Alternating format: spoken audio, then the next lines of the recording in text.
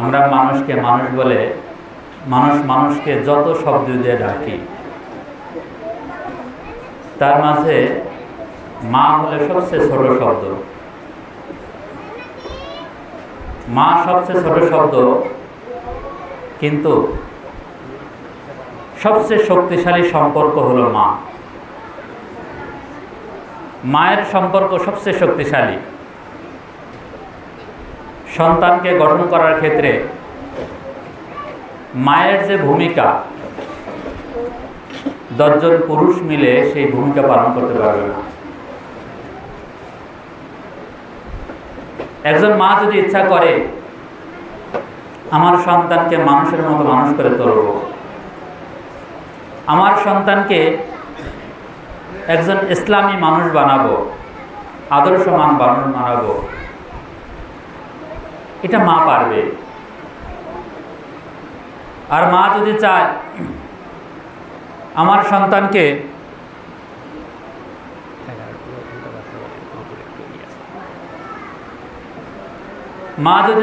সন্তানকে আমি বিপদগামী করব, ভুল পথে চালাবো, এলোমেলো মানুষ বানাবো, তাহলে সেটাও সম্ভব। সন্তানকে গড়ে তোলার জন্য মায়ের ভূমিকা সবচেয়ে বেশি, সবচেয়ে গুরুত্বপূর্ণ। আমরা মাদেরকে জানি, যেমন তাদের সন্তান গঠনের ক্ষেত্রে তাদের ভূমিকা বেশি, তারা কষ্টও বেশি করেন। একজন মা সন্তানকে দুনিয়ার বুকে আনার জন্য যে কষ্টটা করেন, সেই কষ্টের বিবরণ আমরা সকলেই জানি। এই বিবরণ আমরা ভাষায় প্রকাশ করতে পারবো না। মায়ের আত্মত্যাগের কথা আমার বলার ভাষা নাই, আমি সেগুলো বলে শেষ করতে পারবো না, হয়তো কেউ পারবে না। মা কত কষ্ট করে, এই কষ্টের কথাগুলো স্মরণ করে দিচ্ছি এজন্য যে একজন মা সন্তানকে দুনিয়ার আলো দেখানোর জন্য, তার শরীরটাকে সুস্থ রাখার জন্য যে পরিশ্রমটা করে, আদর্শ মানুষ বানানোর জন্য তাকে কিছু কোরবানি করতে হবে। দুনিয়াতে আনার জন্য আপনি কষ্ট করেছেন মা। যখন সন্তান গর্ভে এসেছিল, পেটে এসেছিল, তখন থেকে আপনার ভালোভাবে ঘুম হয় না, আপনার অনাহারে জীবন কাটে, ভালোভাবে খাইতে পারেন না। সেখান থেকেই আপনার কষ্ট শুরু। 10 মাস এই কষ্ট সহ্য করে যখন আপনি তাকে এই দুনিয়ার আলো দেখাবেন, সে যখন ভূমিষ্ঠ হবে, তখন মায়ের যে কষ্ট হয়, সেই কষ্টের বিবরণ চিকিৎসা বিজ্ঞানের এভাবে দিয়েছে, 10টা হাড্ডি একসাথে ভেঙে গেলে যে ব্যথা অনুভব হয়, একজন মা ডেলিভারির সময় সেরকম ব্যথা অনুভব করে। আপনি মা হয়ে সেই কষ্টটা সহ্য করেছেন। একজন মানুষ সর্বোচ্চ ব্যথা সহ্য করতে পারে 45 ইউনিট। চিকিৎসা বিজ্ঞানীরা বলেন 45 ইউনিট একজন মানুষ ব্যথা সহ্য করতে পারে। এর চেয়ে বেশি ব্যথা হলে মানুষ মারা যাবে। 45 ইউনিটের চেয়ে ব্যথা বেশি হলে মানুষ মারা যায়। কিন্তু মায়েরা যখন নর্মাল ডেলিভারি করেন, তখন 45 কেন, 45 থেকে পেরিয়ে 57 ইউনিটেরও অধিক ব্যথা তারা সহ্য করেন। একজন মানুষ এত ব্যথা সহ্য করতে পারে না। এজন্য তো কত মা ডেলিভারির সময় জীবন দেন।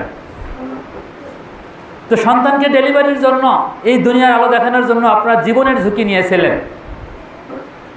কত মা সে সময় বিদায় নেয়, সকলের কাছে দোয়া চেয়ে নেয় যদি মারা যায়। তো মায়েরা এত কষ্ট সহ্য করে। সন্তান যখন দুনিয়াতে আসলো, এখন তার পরিচর্যার কোনো ঘাটতি নাই, কোনো কমতি নাই। 24 ঘন্টা তার ডিউটি, সারাক্ষণ তার ব্যস্ততা, তার পেশাব পায়খানা পরিষ্কার করা। সারা দিন যেমন আছে, রাত্রিবেলা তার এই ত্যাগ। সবাই ঘুমায়, সবাই আরামে ঘুমায়, কিন্তু মা সে এক যন্ত্র, সেজন্য এক মেশিন, তার কোনো ঘুম নাই। সারা রাত ওই সন্তানকে পাহারা দিতে হয় মাকে। মা পাহারা দিয়ে দিয়ে তাকে বড় করে। তাকে কি খাওয়ানো হবে, কি খেলে এই সন্তান সুস্থ থাকবে, মার এই টেনশন করতে হয়। পুরো পরিবারের সকলের ছুটি হতে পারে, কিন্তু মায়ের ছুটি নাই। সকলে অবসর নিতে পারে, কিন্তু মায়ের অবসর নাই। সকলে চিন্তামুক্ত থাকতে পারে, কিন্তু মার চিন্তা থেকে কোনো মুক্তি নাই। সে বাড়িতে থাকলেও তার ব্যস্ততা, এই সন্তানকে নিয়ে কোনো আত্মীয়ের বাড়িতে গেলে সেখানেও তার ব্যস্ততা। তার ঘর গোছানো, তার স্বামীর খেদমত করা, সেবা করা, পুরো পরিবার গোছানো, পুরো পরিবারের খাবার দাবারের ব্যবস্থা করা, সংসারকে সব দিক থেকে দেখাশোনা করা, সব দায়িত্ব মায়ের। মা এত কষ্ট করেন, পৃথিবীর আর কেউ, আর কোনো সদস্য এত কষ্ট করে না। যে ঘরে মা নাই, যে সন্তানের মা নাই, তার জীবনটা অন্ধকার। সন্তানের জীবনে মা এক আলো। মা ছাড়া সন্তান দিশাহারা। সে মা কিন্তু আপনি। মাদেরকে আমি বিশেষ করে বলছি, আপনি সন্তানের জন্য, পৃথিবীর সব মায়েরাই সন্তানের জন্য সব কষ্ট স্বীকার করতে রাজি, সব কষ্ট স্বীকার করতে রাজি, সব ত্যাগ, সব কিছু বিসর্জন দিতে আপনারা রাজি। সেই মায়ের কথা, একজন মা ছাড়া পরিবার যেমন অন্ধকার, সন্তানের জীবন অন্ধকার। সকলের ঘুম ভাঙার আগে মায়ের ঘুম ভেঙে যায়। সবাই ঘুমিয়ে পড়ে, মার এখনো ঘুম পাড়ার সুযোগ আসে নাই। সকলকে ঘুমানোর পরে এরপরে মায়ের ঘুম শুরু হয়। সবাই বিছানায় গিয়ে হয়তো ঘুমিয়ে পড়ে, কিন্তু মার চিন্তা আগামীকাল সন্তানের জন্য কি খাবার তৈরি করবে, স্বামীর জন্য কি খাবার তৈরি করবে, তার এই টেনশন দূর হয় না। হ্যাঁ, সন্তান যখন চলার মতো হয় তখনও মায়ের অবসর নাই। মায়ের সারাক্ষণ ওই সন্তান গিয়ে যেন ব্যস্ত থাকে, তার জন্য দোয়া করা, প্রার্থনা করা। মায়ের এই অবদানের কথা পৃথিবীর কে পরিশোধ করতে পারবে? কেউ পারবে না। আমার বয়স প্রায় 40। আমি এখন বাবা হয়েছি, কিন্তু আমার মা এখনো আমাকে নিয়ে কত ভাবে, কত টেনশন করে, কত দোয়া করে। এজন্য মায়ের জন্য আমাদের দোয়া করা।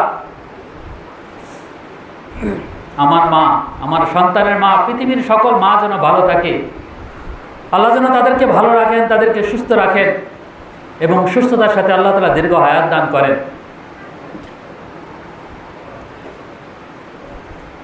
মায়েদেরকে বিশেষভাবে আমি অনুরোধ করছি, মনোযোগ দিয়ে কথাগুলো শোনেন। আপনাদের এই কষ্ট, আপনাদের এই ত্যাগের কথা আল্লাহ তাআলা দ্ব্যর্থহীনভাবে কোরআনে বর্ণনা করেছেন। সন্তানদেরকে আল্লাহ তাআলা আদেশ করেছেন, তোমরা মায়েদের সাথে, বাবাদের সাথে সৎ ব্যবহার করো। কারণ মায়েরা কষ্ট করে গর্ভধান করেছে, কষ্ট করে তারা তোমাকে জন্ম দিয়েছে। সুতরাং তার প্রতি এবং আমার প্রতি তোমরা কৃতজ্ঞ হও। আল্লাহ তাআলা আসমান থেকে সন্তানদেরকে আদেশ দিচ্ছেন মায়ের প্রতি যত্নবান হওয়ার জন্য। এজন্য মায়েরা যে কষ্ট করেছেন, এই কষ্টটা আপনাদের বৃথা না, অনর্থক না। মায়েরা যে কষ্ট করেছেন, এই কষ্টটা শুধু কষ্ট না, এটা শুধু দায়িত্ব আদায় না। মায়েদের এই ত্যাগ, এটা ইবাদত। মায়েদের ত্যাগ, এটা ইবাদত। এই জন্য আপনাদের এই ত্যাগটা অনর্থক না। আপনারা এর প্রতিদান পুঙ্খানুপুঙ্খানুরূপে কাল কিয়ামতের ময়দানে পাবেন। দুনিয়াতে যদি মা সন্তানের অবহেলা করে, দুনিয়াতে যদি সন্তানরা অবজ্ঞা করে, মায়ের প্রতি খেয়াল নাও রাখে, কিন্তু মায়েরা মনে রাখবেন আল্লাহ তাআলা আপনার এই ত্যাগকে কোনো সময় বিফলে যেতে দেবেন না। আল্লাহ তাআলা আপনাকে আপনার এই ত্যাগের প্রতিটা বিন্দু বিন্দুর প্রতিদান আল্লাহ তাআলা দান করবেন। সন্তানরা যদি না দেয়, আল্লাহ তাআলা অবশ্যই দেবেন। রাসূলুল্লাহ সাল্লাল্লাহু আলাইহি ওয়াসাল্লাম এক সাহাবী প্রশ্ন করলেন, ইয়া রাসূলুল্লাহ, আমার উপরে সবচেয়ে বেশি হকদার কে? রাসূলুল্লাহ সাল্লাল্লাহু আলাইহি ওয়াসাল্লাম বললেন, তোমার মা। সাহাবী আবার প্রশ্ন করলেন, এরপর কে? রাসূল আবারও বললেন, তোমার মা। সাহাবী আবারও প্রশ্ন করলেন, এরপর কে? রাসূল আবারও বললেন, তোমার মা। চতুর্থবার যখন সাহাবী প্রশ্ন করলেন, তখন রাসূল বললেন, তোমার বাবা। ইসলাম মায়েদেরকে এত অধিকার দিয়েছে। এক সাহাবী এসে জিজ্ঞাসা করল, ইয়া রাসূলুল্লাহ, আমি যুদ্ধে যাব। রাসূল সাল্লাল্লাহু আলাইহি সাল্লাম বললেন, তোমার কি মা জীবিত আছে? সাহাবী বললেন, হ্যাঁ, আমার মা জীবিত। রাসূল সাল্লাল্লাহু আলাইহি সাল্লাম বললেন, তুমি তোমার মায়ের সঙ্গে থাকো, তোমার মায়ের সেবা করো, তুমি জিহাদে যাওয়ার মতো সওয়াব তুমি পাইবা। মায়েদেরকে ইসলাম এই মর্যাদা দিয়েছে। গর্ভধারণের সময়, ডেলিভারির সময় যদি মা মারা যান, তাদেরকে আল্লাহ তাআলা শহীদি মর্তবা দান করেন, শহীদের মর্যাদা দান করেন মায়েদেরকে। সম্মানিত উপস্থিতি, আমাদের মা এবং সন্তানদের মা এখানে উপস্থিত আছেন, তাদেরকে বিশেষভাবে আমি অনুরোধ করছি, আপনাদের এই কষ্ট আল্লাহ তাআলা বৃথা যেতে দিবেন না। আপনাদের এই কষ্ট যেমন আছে, আরও কিছু কষ্টের কথা আজকে বলবো। আরও কিছু কষ্ট আপনাদের করতে হবে এই সন্তানকে মানুষের মতো মানুষ রূপে গড়ে তোলার জন্য। মায়েদের প্রথম কাজ, আগে নিয়তটাকে সহি করে নেওয়া। নিয়তটাকে সহি করে নেওয়া যে আমি যে এই কোরবানিগুলো করছি, আমি যে ত্যাগগুলো করছি, আমি যে কষ্টের পরে কষ্ট করছি, এটা একমাত্র আল্লাহ তাআলার জন্য, একমাত্র আল্লাহ তাআলার জন্য এই কষ্ট করছি। এই নিয়তটাকে আপনি সহি করে নেন। যদি নিয়তটা সহি হয় যে আপনি আল্লাহর জন্য করছেন, তাহলে দেখবেন আপনার সন্তান একসময় আলোকিত মানুষ হয়ে গিয়েছে। সারা বিশ্বে সে দিনের কাজ নিয়ে বিশ্বের আনাচে কানাচে ছড়িয়ে পড়ছে। আপনার সন্তানের মাধ্যমে হাজারো মানুষ উপকৃত হবে। আপনি সেরকম একজন আলোকিত মানুষের মা হবেন। প্রথমে আপনার নিয়তটাকে সহি করে নিতে হবে যে আমি যা করছি একমাত্র আল্লাহ তাআলাকে রাজি আর খুশি করার জন্য করছি।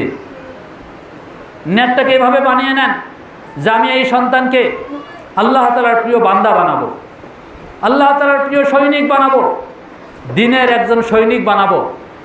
এই নিয়তটা আপনাকে করতে হবে। এই নিয়ত করে আপনার দোয়া চালাতে হবে। আপনার দোয়া সন্তানের জন্য সবচেয়ে বেশি কার্যকর। রাসূলুল্লাহ সাল্লাল্লাহু আলাইহি ওয়াসাল্লাম বলেন, 3 ব্যক্তির দোয়া ফেরত দেওয়া হয় না। খুব খেয়াল করি, 3 ব্যক্তির দোয়া ফেরত দেওয়া হয় না। প্রথম হলো দাওয়াতুল ওয়ালিদি, দাওয়াতুল ওয়ালিদাইহি লিওয়ালাদি, পিতামাতার দোয়া সন্তানের জন্য। আল্লাহ তাআলা এই দোয়া ফেরত দেন না। দ্বিতীয় নাম্বার মুসাফিরের দোয়া, 2 নম্বর মুসাফিরের দোয়া, 3 নম্বর হলো মাজলুমের দোয়া। এই 3 ব্যক্তির দোয়া আল্লাহ তাআলা অবশ্যই কবুল করেন। এজন্য আপনার সন্তানকে আপনি কি বানাতে চান, আপনার সন্তানকে আপনি কিভাবে দেখতে চান, সেই স্বপ্নটাকে বাস্তবায়ন করার জন্য আপনি তো কিছু করতে পারবেন না। আপনি স্বপ্ন দেখতে পারেন, কিন্তু স্বপ্ন বাস্তবায়ন আপনি করতে পারবেন না। কোনো বাবাও পারবে না, কোনো মাও পারবে না। এই সত্য বাস্তবায়ন একমাত্র আল্লাহ তাআলা করতে পারেন। এজন্য আল্লাহ তাআলার কাছেই এই দোয়াটা করতে হবে। আপনার দোয়া আল্লাহ তাআলার আসমান থেকে ফেরত আসে না। এজন্য সন্তানের জন্য মন খুলে দোয়া করতে হবে, বেশি বেশি দোয়া করতে হবে। একটা দোয়ার গল্প বলি। হযরত মুসা আলাইহিস সালাতু ওয়াস সালাম একদিন আল্লাহ তাআলার কাছে জিজ্ঞাসা করলেন, হে আল্লাহ, জান্নাতে আমার সঙ্গে কে হবে?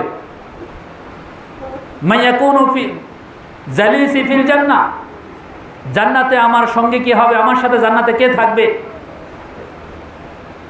আল্লাহ তাআলা মুসা আলাইহিস সালামকে জানিয়ে দিলেন, তোমার সাথে জান্নাতে থাকবে এক জাজ্জার, কসাই, এক কসাই তোমার সাথে জান্নাতে থাকবে।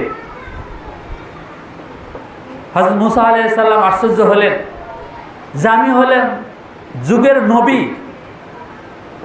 আমি রসুল, আল্লাহর বিশেষ ব্যক্তি, আর আমার সাথে জান্নাতে থাকবে এক কসাই, এটা কিভাবে হয়? তো মুসা আলাইহিস সালাম আল্লাহ তাআলার কাছে প্রশ্ন করলেন, আয় আল্লাহ, আমি সেই কসাইকে দেখতে চাই যেই কসাই আমার সাথে জান্নাতে থাকবে। তো আল্লাহ তাআলা মুসা আলাইহিস সালামকে জানিয়ে দিলেন, অমুক শহরে যাও, অমুক জায়গায় সে গোশত বিক্রি করে, তার কাছে যাও। মুসা আলাইহিস সালামের ইচ্ছা ছিল যে ওই কসাই কি আমল করে, যে আমলের কারণে সে একজন সাধারণ কসাই হয়ে আমি নবীর সাথে জান্নাতে থাকবে, তার আমলটা একটু দেখে আসব। তো মুসা আলাইহিস সালাম সেই ঠিকানা মতো কসাইয়ের কাছে গেলেন। কসাইয়ের কাছে গিয়ে দেখলেন সে সারাদিন শুধু গোশত বানায় আর বিক্রি করে। তো কসাইয়ের পাশে সারাদিন বসেছিলেন। এরপরে সারাদিন গোশত বিক্রি শেষে যখন বাড়িতে যাচ্ছেন, মুসা আলাইহিস সালাম তার পিছ পিছ যাওয়া শুরু করলেন। বাড়ির কাছে গেল, সারাদিন তার বিশেষ কোনো আমল দেখে নাই, সে গোশত কাটে আর বিক্রি করে, তার বিশেষ কোনো আমল নাই। তো যখন বাড়িতে গেল সন্ধ্যায়, মুসা আলাইহিস সালামকে তো ওই কসাই আর চেনে না, ওই কসাই মনে করছে তিনি একজন সাধারণ মানুষ। তো মুসা আলাইহিস সালাম নিজের পরিচয় দেননি, পরিচয় গোপন করে ওই কসাইকে বলছে, আমি আজ তোমার বাড়িতে অবস্থান করতে চাই। তো কসাই রাজি হয়ে গেল। কসাই মুসা আলাইহিস সালামকে তার ঘরে ঢুকিয়ে নিলেন, তার বাড়িতে ঢুকিয়ে এক ঘরে বসতে দিলেন, আপনি বসেন, আমার একটু ভিতরে কাজ আছে, আমি কাজটা সেরে আসি। তো কসাই ভিতরে গিয়ে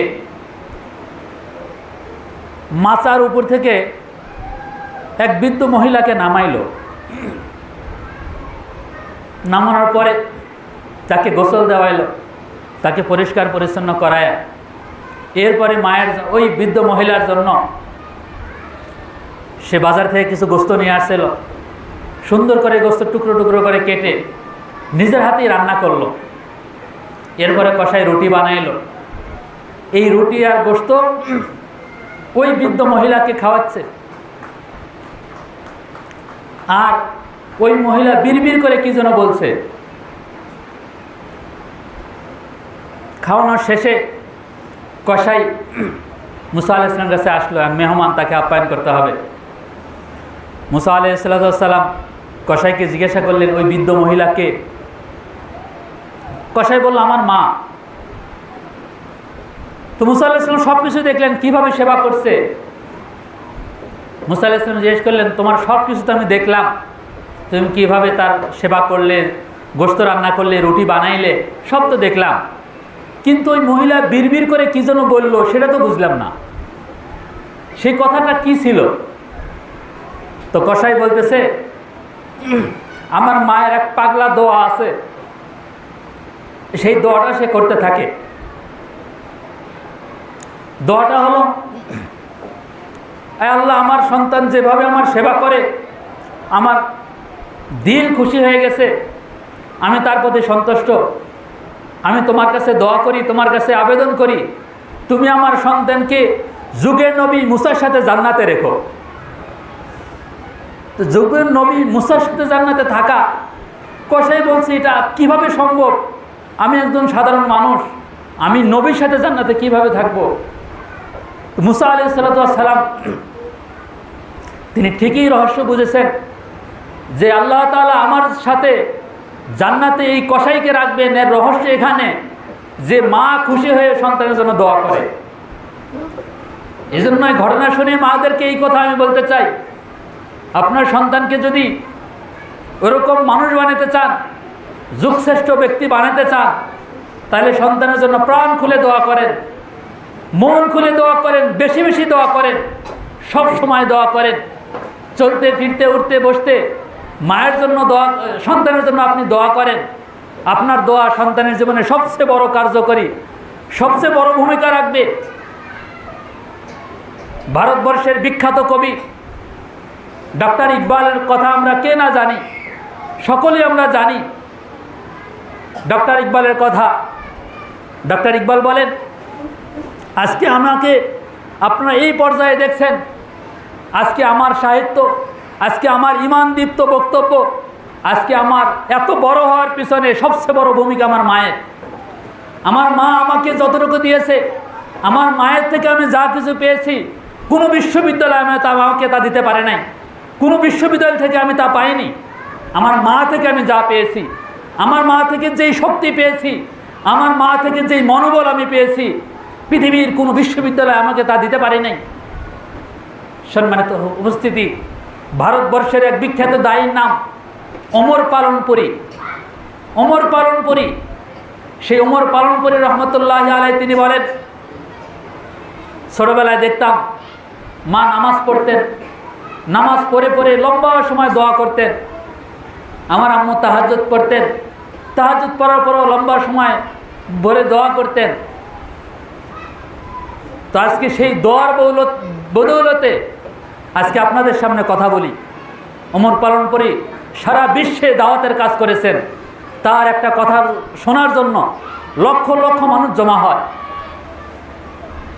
তো সেই অমর পালনপুরী তিনি বলতেন যে আজকে আমার এই কথাগুলো যে মানুষ শোনে, এর পিছনে মূল ভূমিকা আমার মায়ের। আমার মা আমার জন্য দোয়া করতেন। মায়েদেরকে বিশেষভাবে অনুরোধ করছি, সন্তানের জন্য আপনি দোয়া করবেন। সন্তানের জন্য আপনি যা করতে পারবেন পৃথিবীর কেউ করতে পারবে না। বাবা সেই ভূমিকা রাখতে পারবে না, বাবা অর্থ যোগান দিতে পারবে, কিন্তু তার মন গঠন করার জন্য, তার চরিত্র গঠন করার জন্য, তাকে আদর্শ মানুষ বানানোর জন্য মায়ের যে ভূমিকা, এই ভূমিকা আর কেউ রাখতে পারবে না। মায়েদেরকে বিশেষভাবে অনুরোধ করছি, প্রথমে আপনাকে জানতে হবে, এরপরে আপনি আমলে নিজেকে সাজাবেন। আপনার আমল দেখে দেখে আপনার সন্তানরা ওই হাসতে খেলতে খেলতেই শিখে ফেলবে। আপনি যখন ঘুমানোটা রাসূলুল্লাহ সাল্লাল্লাহু আলাইহি ওয়াসাল্লামের সুন্নাত অনুযায়ী করবেন, ওযু করে ঘুমাতে গেলেন, এরপরে ঘুমাতে গিয়ে সুন্দর করে দোয়াটা পড়লেন, আপনার পাশেই তো সন্তান ঘুমাবে, আপনার পাশেই সন্তান ঘুমাবে। আপনি যখন বলবেন আল্লাহুম্মা বিসমিকা আমুতু ওয়া আহইয়া, এই দোয়াটা আপনি পড়লেন, কিন্তু শুধু আপনার পড়া হয়নি, আপনার এই পড়া শুনে আওয়াজ করে পড়বেন, আপনার সন্তান আপনার মুখ থেকে শুনে সে মুখস্থ করে ফেলবে। আপনি তাকে ওই সময় শেখাবেন। আপনি ওই সময় তাকে যদি বলতে বলেন, আপনার সামনেই সাথে সাথেই বলল, একবার দুইবার আপনি বলেন, এই সময় তো কোনো কাজ নাই, শুয়ে থেকে সন্তানকে আদর করলেন, আদর করে করে তাকে দোয়াটা শিখিয়ে দিলেন। এই শিক্ষা আর পৃথিবীর কেউ দিতে পারবে না। শিক্ষক মুখস্থ করে দিতে পারবে, প্রতিষ্ঠান তাকে দোয়াটা মুখস্থ করাতে পারবে, কিন্তু তার জীবনে, তার জিন্দেগিতে আমলে পরিণত করা শিক্ষক পারবে না, কোনো প্রতিষ্ঠান করে দেবে না। এটা আপনাকেই করতে হবে। আপনি যদি দোয়াটা করেন, আপনি যদি সন্তানকে আমলে অভ্যস্ত করেন, তাহলে সারা জীবন সেই আমল করতে থাকবে। আবার আপনি তাকে ঘুম থেকে জাগাবেন। আপনি যখন তাকে ঘুম থেকে জাগাচ্ছেন, তার মাথায় হাত দিয়ে, শরীরে হাত দিয়ে যখন ঘুম থেকে জাগাচ্ছেন, তো তখন আপনি তাকে স্মরণ করিয়ে দেন, আলহামদুলিল্লাহিল্লাযী আহইয়ানা বা'দা মা আমাতানা ওয়া ইলাইহিন নুশুর, ঘুম থেকে ওঠার দোয়া। আপনি যদি তাকে ওই ঘুম থেকে জাগান আর দোয়াটা শিখিয়ে দেন এবং তাকে ওই সময় পড়িয়ে দেন, এটা তার জীবনে আমলে পরিণত হয়ে যাবে। সে সারা জীবন এই আমলটা করতে থাকবে, কোনো সময় সে ভুলবে না। এভাবে যখন আপনি তাকে খানা খাওয়াচ্ছেন, আপনি তার লোকমাটা মুখে তুলে দিচ্ছেন, আপনি তাকে বিসমিল্লাহ বলে লোকমাটা তুলে দেন। এরপরে খানা খাওয়ার শেষে আপনি তাকে দোয়াটা পড়তে বলেন, বা আপনি নিজে পড়েন, সন্তানকে দোয়াটা পড়তে বলেন। তিন বেলা যখন খানা খাবে, খানার আগে পরে দোয়াগুলো পড়বে, এই দোয়া কোনো সময় সে ভুলবে না, আমলে পরিণত হয়ে যাবে, সারা জিন্দেগিতে সে আমল করতে থাকবে। এইভাবে প্রত্যেকটা কাজ। যখন আপনি তাকে জামা পরিয়ে দিচ্ছেন, রসুলের সুন্নত হলো জামা যখন পরিধান করবে সে ডান হাতে পরিধান করবে, আর যখন খুলবে বাম হাত আগে খুলবে। রসুলের সুন্নাহ। এই একটা সুন্নত মানার দ্বারা কী সওয়াব হবে? একটা সুন্নত মানার দ্বারা আপনি পূর্ণপারা কোরআন যদি সহি শুদ্ধভাবে তেলাওয়াত করেন, কোরআনের মধ্যে আছে 30 পারা, এর মধ্যে 15 পারা যদি আপনি সহি শুদ্ধভাবে তেলাওয়াত করেন, যেই সওয়াব আপনার আমল নামায় লেখা হবে, একটা মৃত সুন্নতকে আমল করলে আল্লাহ তাআলা সেই সওয়াব আপনার আমল নামায় দান করবেন। এত সওয়াব একটা সুন্নত রসুলের, হয়তো কাল কিয়ামতের ময়দানে আপনার জন্য জান্নাতের ফয়সালা হয়ে যাবে। এই যে আপনি তাকে জামা পরিয়ে দিচ্ছেন, একটু সুন্নত অনুসরণ করেন। রসুল আপনাকে যেভাবে শিখিয়ে দিয়েছে, আমাদের আদর্শ রসুল সাল্লাল্লাহু আলাইহি সাল্লাম, রসুলের আদর্শ ছাড়া আমাদের জিন্দেগি অন্ধকার। সব কিছুতেই রসুলের আদর্শ আছে। আমরা শুধু জামা পরিধান করি আর খুলি, এখানে কি রসুলের আদর্শ নাই? এখানেও রসুলের আদর্শ আছে। মায়েদেরকে আমি বিশেষভাবে অনুরোধ করছি, যখন আপনি সন্তানকে জামা পরাচ্ছেন, আপনি বিসমিল্লাহ পরে জামাটা পরিয়ে দেন। এরপরে হয়তো সে বাম হাত এগিয়ে দিয়েছে, আপনি বাম হাতে না দিয়ে আপনি তাকে শিখিয়ে দেন, বাবা ডান হাতে জামা আগে পরতে হয়, ডান হাতটা আগে দিতে হয়। সে শিখেও ফেললো, আপনি আমল করিয়েও দিলেন। সারা জীবনে সে ভুলবে না। সারা জীবন যখনই সে জামা পরবে, তার মনে ওই কথাটা পড়বে, মা আমাকে শিখিয়েছেন। রসুলের সুন্নত এটা। তো তাকে জামা যখন পরিয়ে দিচ্ছেন, তখন এই সুন্নতগুলো আমল করিয়ে পরান। জুতা যখন পরাচ্ছেন, আপনার সামনেই সে জুতা পরছে, তো ডান পায়ে জুতাটা আগে পরিয়ে দেন। খোলার সময় সে বাম পা আগে খুলুক, আপনার সামনেই তো খুলছে। এভাবে এই সন্তানকে আপনি আদর্শবান বানাতে পারবেন। তাকে শিক্ষা দিন। যখন ঘরে সন্তান চেয়ার উপরে বসে আছে, বড় ভাই আসলো, আপনি সন্তানকে বলেন, বাবা চেয়ারটা ছেড়ে দাও। বড়রা আসলে তাকে সম্মান করতে হয়। বাবা যখন আসলো, বাবার জন্য চেয়ারটা ছেড়ে দাও। কোনো এক মুরব্বী আসলো, মুরব্বীর জন্য চেয়ারটা ছেড়ে দাও, তাকে বসতে দাও। কি যে পারিবারিক যে শিক্ষাটা, তাকে আদর্শ মানুষ বানানোর জন্য যেই প্র্যাকটিস, এটা পরিবার দিতে পারে, মায়েরা দিতে পারে, কোনো প্রতিষ্ঠানেরা দিতে পারে না। প্রতিষ্ঠান আমলে পরিণত করাতে পারে না। প্রতিষ্ঠান শুধু দিতে পারবে কি? শুধু থিওরিক্যাল শিক্ষা দিতে পারবে, মুখস্থ করা দিতে পারবে, মুখস্থ করা করে পরীক্ষায় পাশ করাতে পারবে, ভালো নম্বর করাতে পারবে। কিন্তু তার জীবনে আমলে উঠানোর জন্য পরিবারের ভূমিকা সবচেয়ে বেশি। এজন্য মায়েদেরকে বিশেষভাবে অনুরোধ করব, আপনি সন্তানের জন্য কত কষ্ট করেছেন, আপনার সন্তানের জন্য আপনি জীবন মানের ঝুঁকি নিয়েছেন, কিন্তু এই কাজটুকু আপনাকে করতে হবে, যেই কাজে এই সন্তান আলোকিত মানুষ হবে, মানুষের মতো মানুষ হবে, আদর্শ মানুষ হবে, আল্লাহ তাআলার প্রিয় বান্দা হবে। যেই কাজগুলো করলে আপনার সন্তান রসুলের প্রিয় উম্মত হবে, সেই কাজগুলো আপনাকে অবশ্যই করতে হবে। সন্তান ঘরে গিয়ে সালাম দিল না, সন্তান ঘরে গিয়ে সালাম দিল না, আপনি উল্টো তাকে সালাম দেন, আসসালামু আলাইকুম ওয়া রাহমাতুল্লাহ। ঘরে তো আপনি সব সময় থাকেন, সন্তান ঘরে গেল, সালাম যদি না দেয়, আপনি তাকে সালাম দেন। এভাবে একবার, দুইবার, তিনবার যখন আপনার মুখ থেকে সে সালাম শুনবে, চতুর্থবারের বার ওই সন্তান মুখস্থ করে ফেলবে যে না, ঘরে গেলে আমাকে সালাম দিতে হবে। সে আগের থেকেই প্রস্তুতি নেবে যে এইবার মার আগে আমি সালাম দেব, মার আগে আমি সালাম দেবো আগে। তো সে সালাম দেওয়া শুরু করবে। আমাদের বড়দের ইতিহাস যেটা আমরা পাই, সব বড়দের ইতিহাসের মধ্যে কথা আছে যে তাদের এই বড় হওয়ার পিছনে সবচেয়ে বড় চাবিকাঠি হলো মা। মায়ের ভূমিকা সবচেয়ে বেশি। সম্মানিত উপস্থিতি, মায়েদেরকে বিশেষভাবে অনুরোধ করছি, আপনার মর্যাদা যেমন বেশি, আপনার দায়িত্বও বেশি।